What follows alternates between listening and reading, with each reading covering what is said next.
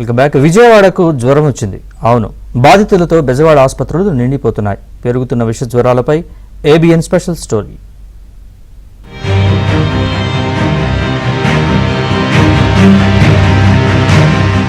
విజయవాడ ప్రజలను వైరల్ జ్వరాలు పట్టిపీడిస్తున్నాయి. తరచూ వర్షాలు కురవడం వల్ల దోమలు విపరీతంగా పెరగడం వల్ల రోగాలు కూడా పెరుగుతున్నాయి. రోగ నిరోధక శక్తి తక్కువగా ఉన్న వారిలో వైరల్ జ్వరం సాధారణమైంది. పిల్లలు పెద్దలు అనే తేడా లేకుండా వైరల్ ఇన్ఫెక్షన్ బారిన పడుతున్నారు.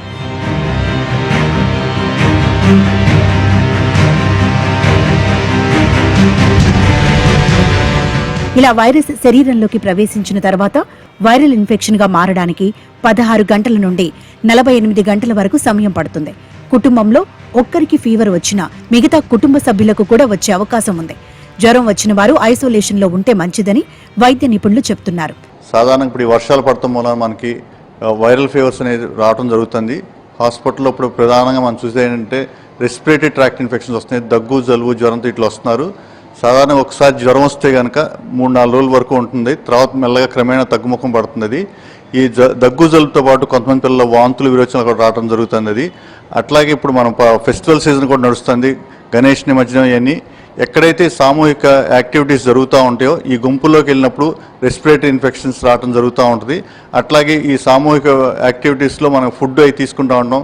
ఈ పానకం కానీ, వాటర్ కానీ ఇట్లాంటిది ఫుడ్ తీసుకున్నప్పుడు కంటామినేషనే మనకి ఇన్ఫెక్షన్స్ రావడం జరుగుతూ ఉంటుంది.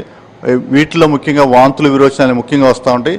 కొంతమందిలో ఈ కలుషిత ఆహారం అనేది తీసుకోవడం వలన టైఫాయిడ్ లాంటి ఇన్ఫెక్షన్ రావడానికి అవకాశం ఉంటుంది. సో బేసిక్గా మనం బయట ఆహారం తీసుకోకుండా అవాయిడ్ చేస్తే మంచిది. ఈ ఇన్ఫెక్షన్ డయేరియా కానీ, టైఫాయిడ్ కానీ రాకుండా ఉంటుంది. ఇప్పుడు వచ్చే దగ్గు, జలుబు ఎక్కువ రోజులు వేధిస్తున్నాయి. 5-6 రోజుల్లో తగ్గాల్సిన జలుబు 2-3 వారాలు వెంటాడుతోంది. ఎడతెరపి లేని దగ్గుతో ఎక్కువ మంది గొంతు నొప్పితో బాధపడుతున్నారు. పలువురికి ముక్కు, చెంపలు, కళ్ల కింద నల్ల మచ్చలు కనిపిస్తున్నాయి. ఇప్పుడు మనకి సీజనల్ టైంలో మనకి వైరల్ ఫీవర్స్ అనేవి పెరుగుతూ వస్తున్నాయి. వాటి అవగాహన ప్రజలకి చాలా ముఖ్యం. ఎందుకంటే వైరల్ జ్వరాలు అనేవి మనకి కొన్నిసార్లు జలుబు, దగ్గుగా స్టార్ట్ అయ్యి ఇన్ఫ్లుయెంజా వైరస్ వల్ల రావచ్చు. అది ఒకరికొకరికి ఎఫెక్ట్ అవటం అనేది జరుగుతుంది. అట్లాగే కొన్ని వైరల్ జ్వరాలు మనం తరచుగా వినేవి డెంగ్యూ, చికెన్ గున్యా లాంటి జ్వరాలు మనకి దోమకాటు వల్ల వస్తాయి. సో దోమకాటు అనేది నివారించుకోవటం కోసం మనం ఇళ్లల్లో కానీ, మన చుట్టుపక్కల కానీ పరిశుభ్రత అనేది చాలా ముఖ్యం. బయట ఫుడ్ తినేటప్పుడు పరిసరాలను ఒకసారి చూసుకోవాలని వైద్యులు సూచిస్తున్నారు. ఇంటి ఆహారానికి ప్రాధాన్యం ఇవ్వాలని చెబుతున్నారు. శుభ్రమైన ఆహారం, పరిశుభ్రత ముఖ్యమంటున్నారు వైద్య నిపుణులు. నా పేరు పార్వతి, మాది విసనపేట.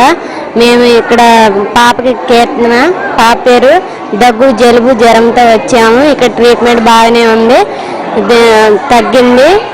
ఈ వాపులు అనేది కామన్గా అందరికీ ఉంటాయి. ఈ జ్వరం వస్తే మాత్రం ఖచ్చితంగా వాపులు, నొప్పులు కంటిన్యూ ఉంటూనే ఉంటాయి. ఒక 5-6 నెలల పాటు ఉంటాయి.